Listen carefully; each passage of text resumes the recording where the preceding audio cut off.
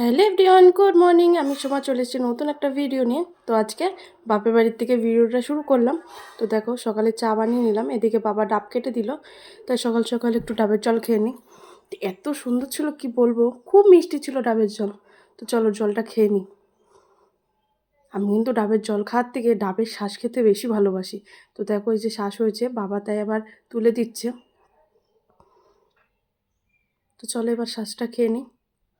তো সকাল সকাল মন ফ্রেশ করে মুখ টুক ধুয়ে ডাবের জলও মিষ্টি। তো চলে আসলাম বাইরে এবার।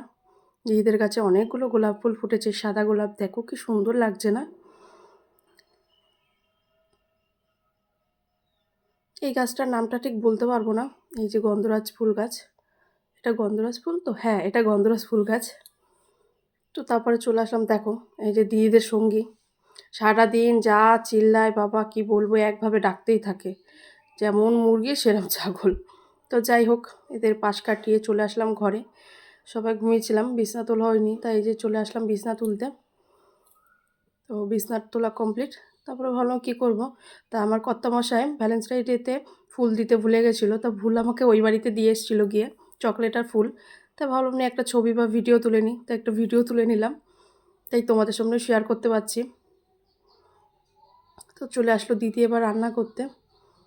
তাই দিদির সঙ্গে গল্প করছি, দেখো আমি বসে বসে, কারণ এবার আমার পুরো বেড রেস্ট, কোনো কাজে আমাকে হাত লাগাতে দিচ্ছে না ওরা। এই যে মাম্মামের খাবার। ভিডিওটি ভালো লাগলে লাইক কমেন্ট করবে, বাই।